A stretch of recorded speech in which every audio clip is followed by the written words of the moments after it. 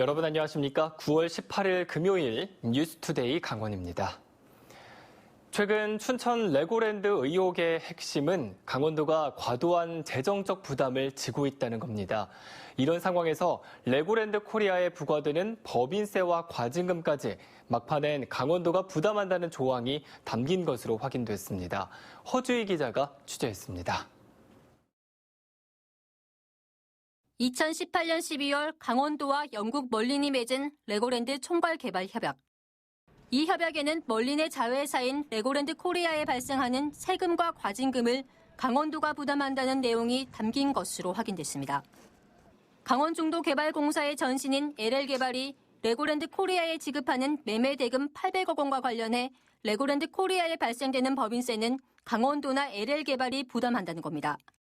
강원도는 레고랜드 코리아 요청에 따라 강원도 또는 LL개발 중 법인세를 부담할 자를 지정해야 하고 요청일로부터 5일 이내에 지정하지 않으면 강원도가 법인세를 부담한다고 되어 있습니다.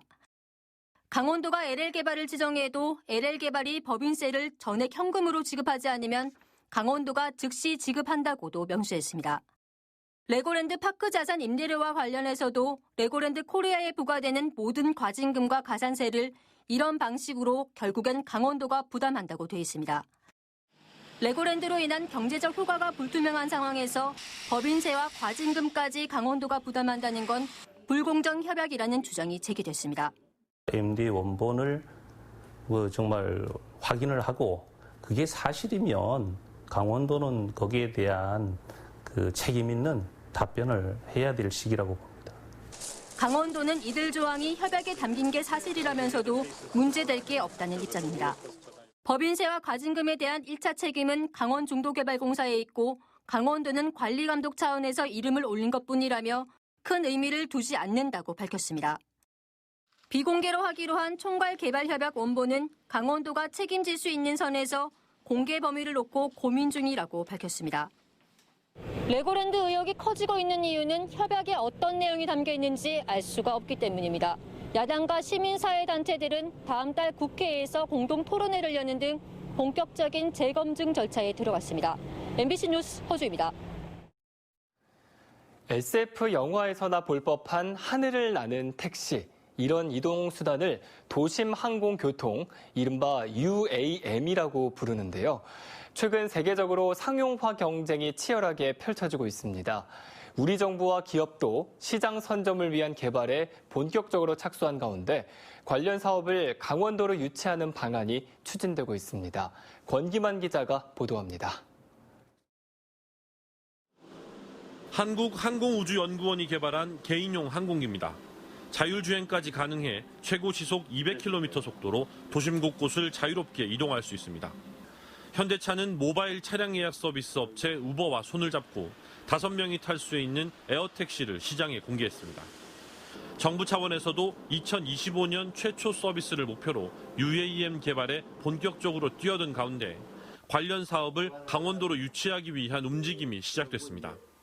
산업 기반은 타 지역에 비해 부족하지만 항공기와 운영 시스템을 산과 강, 도심까지 다양한 조건에서 실험 실증하기에는 강원도가 최적지라는 분석입니다. 이미 국토부 드론 공역으로 지정된 영월과 불온 산단을 중심으로 한 원주 서부권, 춘천 의하모 주변 등이 주요 후보지로 거론되고 있습니다. 공역이 자유롭지 않으면 실험을 마음대로 할 수가 없어요. 그리고 이제 선강이 있어가지고서 그 강 위로 훈련을 굉장히 할 수 있는 좋은 조건. 우리가 전국으로 지도를 다 뒤져봤는데 원주 이 지역이 공역에서 벗어나는 상당히 유리한 지역이에요. 상용화를 위한 연구개발 단계부터 관련 기관과 기업을 유치해 양질의 일자리를 만들 수 있는 산업 생태계를 만든다는 구상입니다. 여러 가지 활용할 수 있는 그런 부지가 많고 상대적으로 사람이 적은 이것이 가장 시작하기 좋은 지점이라고 봐야 되겠죠. 어쨌든 산업이라고 시작하는 거는 인위적으로 되지 않아요. 여건이 좋은 데서 할 수밖에 없다고. 국회 차원의 UAM 특별법 제정도 속도를 내면서 유치 여부에 따라 경제적 파급력이 상당할 것으로 예상되는 가운데 도심 항공교통 UAM 사업이 강원도의 새로운 미래 성장 동력이 될 수 있을지 주목됩니다. MBC 뉴스 권기만입니다. 집중호우와 잇따른 태풍에 양양 지역 해변에는 엄청난 양의 해양 쓰레기가 쌓였습니다. 양양군이 최근 해양 쓰레기 처리 공사들을 계약을 했는데 특정 업체에 일감이 몰리면서 잡음이 일고 있습니다. 박은지 기자입니다. 양양군에서 발주한 공사나 용역, 물품 구매 내역을 볼 수 있는 계약 정보 공개 시스템입니다. 지난 7일부터 9일까지 사흘간 해양 쓰레기 처리 용역 6건을 수의 계약했다고 공개했는데 A 업체가 4건, B 업체가 2건을 체결했습니다. 계약 금액은 건당 최소 288만 원부터 최대 4,400만 원으로 모두 1억 6천만 원에 달합니다. A 업체는 어머니가, B 업체는 딸이 대표인데 한 사무실을 쓰고 있습니다. 여성 기업으로 등록된 A 업체는 5천만 원 이하의 큰 금액의 수의 계약을, B 업체는 2천만 원 이하의 공사를 계약했습니다. 양양에만 폐기물을 수거하고 운반할 수 있는 업체가 14곳이어서 누가 봐도 특혜라는 의혹이 제기됩니다. 미관상 보기 좋지 않다라고 해서 빨리 공사를 진행해야 할 거면 구간별로 나눠줬었어야지. 이걸 한 업체한테만 주고. 양양군은 최근 태풍으로 발생한 해양 쓰레기를 처리하는 용역이 아니라 7월 해수욕장 개장 시기에 갑작스러운 집중호우로 쓰레기가 많이 발생했고 예산이 없어 외상 공사를 맡기고 정산한 것이라고 해명했습니다. 개장 직전 시급하게 일을 처리할 수 있도록 규모가 있고 경험이 있는 업체에 맡겼다며 두 곳이 모녀가 경영하는 기업인지는 몰랐다고 해명했습니다. 지금까지 처리 실적도 좋았고 측계금 일도 제일 잘했고 그다음 사업 규모나 처리 실적이나 이제 사업 규모가 제일 제일 우수한 그런 업체라고 제가 판단을 했어요. 논란이 된 업체도 올해 유난히 긴 장마와 집중호우로 예년보다 훨씬 많은 쓰레기가 발생해 금액이 커진 것뿐이라고 해명했습니다. 입찰 기회를 늘리려고 회사를 쪼개는 것은 업계에서는 통상적인 일이라고 했습니다. 본의 아니게 이번에는 너무 비가 많이 왔잖아요. 비가 많이 오는 관계로 이게 쓰레기가 늘어나다 보니까 인건비고 장비비고 많이 생긴 거예요. 양양군 계약 정보 공개 시스템을 보면 최근 3년간 해양 쓰레기 처리 용역이란 이름의 계약은 한두 건을 제외하면 모두 문제의 업체가 수의 계약을 맺었고 올해만 2억 4천만 원이 넘습니다.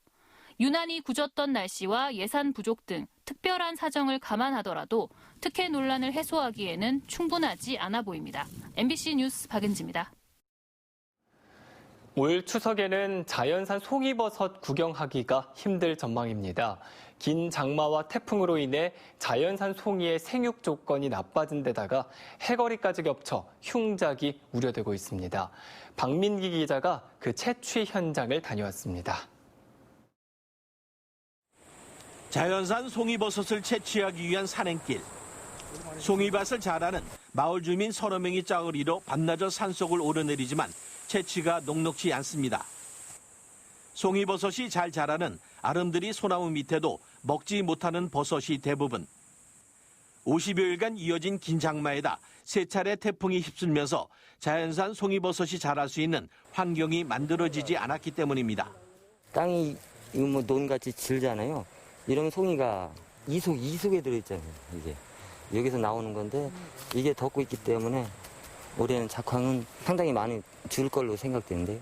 여기에다 한 해 작황이 좋으면 다음에 흉작이 드는 해거리까지 겹치면서 자연산 송이버섯 구하기가 쉽지 않습니다. 지난해 인제 지역에서는 가을송이 3,900여 킬로그램이 수매돼 1kg당 평균 21만 원 선에 거래됐지만 올해는 아예 수매 가격이 형성되지 않았습니다. 자연산 송이버섯을 수매하는 산림조합이 공판 일정을 일주일가량 연기할 정도로 채취 물량이 없기 때문입니다. 추석을 앞두고 김영란법이 완화돼 선물용 송이버섯 수요가 늘어날 것으로 기대했지만 물량 자체가 없다 보니 허탈감이 큽니다. 이게 저희가 많이 벌 때는 1인당 한 1,500에서 2천만 원까지도 번 적이 있더라고요. 그래서 저희 마을에서는 이게 흉작이 되면은 조금 힘들죠. 앞으로 3, 4일간 맑은 날만 계속 이어지면 송이버섯 채취량이 다소 늘어나겠지만 지금 상태로는 추석 대목을 놓치지 않을까 버섯 채취 농가의 시름이 깊어지고 있습니다. MBC 뉴스 박민기입니다. 국민의힘 강원도당이 전국의 질병대응센터가 설립되는 과정에서 강원권만 소외됐다며 문재인 정부의 강원도 패싱이 심각하다고 평가했습니다. 국민의힘 도당은 논평을 통해 질병관리청 승격으로 만들어진 수도권 질병대응센터에서 강원권을 함께 대응하는 것은 동해안 지역의 접근성을 고려하지 않은 것이라고 비판했습니다. 이어 강원도의 핵심 사업들이 줄줄이 좌초 위기라며 설악 오색 케이블카 백지화와 방사광 가속기 유치 실패, 플라이 강원 정부 지원 배제 등을 언급했습니다. 원주 기업도시에 별도 학군의 일반 고등학교를 설립하는 방안을 놓고 강원도교육청이 의견 수렴에 나섭니다. 강원도교육청은 오는 21일 줄민 설명회를 열어 기업도시 안에 있는 섬강중학교 졸업생만 입학할 수 있는 가칭 기업고등학교 설립안을 설명하고 설문조사에 나서기로 했습니다. 가칭 기업고가 별도 학군으로 분리되면 기존 원주 학군에 포함시킬 경우 제기되는 원거리 통학 문제는 해소될 수 있습니다. 원주 기업도시 별도 학군 추진은 지난 4월 교육부가 기업도시 일반고 설립 재검토 결정을 내린 데 따른 겁니다. 주민 스스로 공동체를 구성해 지역을 돌보는 이른바 마을관리소가 지난해 문을 연 원인동에 이어 원주 3곳에 더 만들어집니다. 원주시 노인종합복지관은 국민건강보험공단의 지원금을 받아 명륜 1동, 태장 2동, 그리고 문마급의 마을관리소를 운영하기 위한 사전 준비 작업에 들어갔습니다.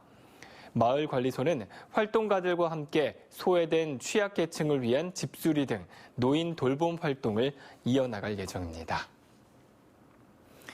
국내에서 유일한 설악산의 눈잣나무 복원 사업이 순조롭게 진행되고 있습니다.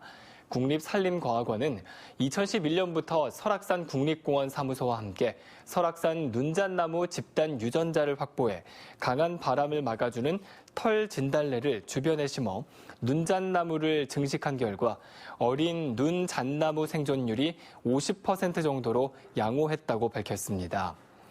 아고산 침엽수종인 눈잣나무는 국내에서는 유일하게 설악산에 자생하며 집단 자생지는 1987년부터 산림유전자원보호구역으로 관리되고 있습니다. 산불 피해를 입었던 고성군 생활폐기물 소각시설의 보수 작업이 완료됐습니다. 고성군 생활폐기물 소각시설은 조성 후 16년이나 지나 노후된 상황에서 2018년 3월 산불 발생으로 피해를 입어 가동이 중지됐고 사업비 93억 원을 들인 대보수 사업이 최근 완료됐습니다. 고성군에서는 소각시설 보수 기간 동안 지역 내 폐기물 일부를 위탁 처리했지만 보수가 마무리되면서 하루 30톤의 자체 폐기물 처리가 가능해졌습니다.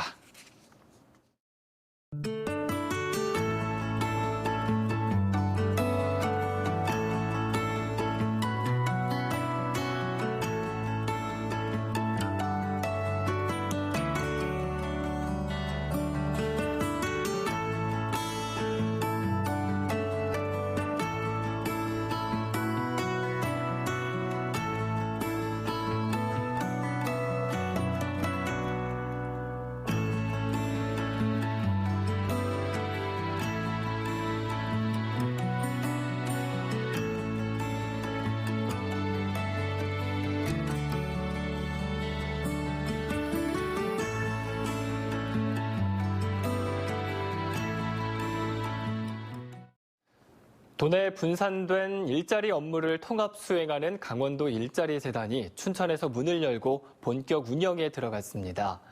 강원도 일자리재단은 올해 12월까지 410억 원의 예산을 들여 코로나19로 인한 실직, 휴 폐업자 등을 대상으로 9,400여 명의 공공 일자리를 제공하기로 하고 각 시군 홈페이지를 통해 진행하고 있습니다. 또 중장년 농촌 일손 지원 사업을 비롯해 청년, 경력 단절 여성 등 취업 취약 계층을 위한 다양한 구직 지원 활동을 추진합니다. 4년 전 전교조가 법의 노조가 될 당시 교단 복귀를 거부해 직권 면직됐던 교사 2명이 오늘 원직으로 복직합니다. 강원도교육청은 최근 전교조에 대한 법의 노조가 위법으로 판결됨에 따라 지난 2016년 3월 1일자 직권 면직 조치를 취소하기로 했습니다. 이에 따라 김영섭 교사는 남춘천 여자중학교, 김원만 교사는 소양초등학교로 복직합니다. 다만 김영섭 교사는 현재 민주노총 강원본부장을 맡고 있어 오늘 복직과 동시에 휴직합니다. 도내 코로나19 확진자 수 감소에 따라 생활치료센터의 운영이 미뤄졌습니다. 강원도는 지난 일주일 동안 환자 수가 5명에 그치고 있어 안정기에 접어들었다고 판단한다며 추석 연휴 방역 대책을 중점 추진하고 강원도의 독자적인 생활치료센터의 운영은 잠정 유보한다고 밝혔습니다. 또 격리 중인 입원 환자도 급격하게 줄어들면서 사용 가능한 음압병상이 122개로 늘었다고 설명했습니다. 강원도 공식 온라인 쇼핑몰 강원마트와 유튜버 밥꿈남이 함께 추석맞이 특별 온라인 행사를 펼칩니다. 강원도는 네이버 쇼핑 실시간 방송을 통해 오늘 오후 7시 오픈 행사를 시작으로 20일부터 24일까지 5일 동안 매일 오후 6시에 상품 판매 방송을 한다고 밝혔습니다. 오늘 오픈 행사에서는 도내 유명 유튜버 밥꿈남이 출연해 소고기와 돼지고기, 버섯 등 강원도에서 생산된 신선한 제품들을 실시간으로 판매할 예정입니다. 코로나19로 침체된 관광업계 활성화를 위해 강원도가 여행 플랫폼 야놀자와 협력해 강원도 상설 전용관인 강원도 야놀자를 공식 오픈했습니다. 이상으로 뉴스투데이 강원을 마칩니다. 시청해주신 여러분 고맙습니다.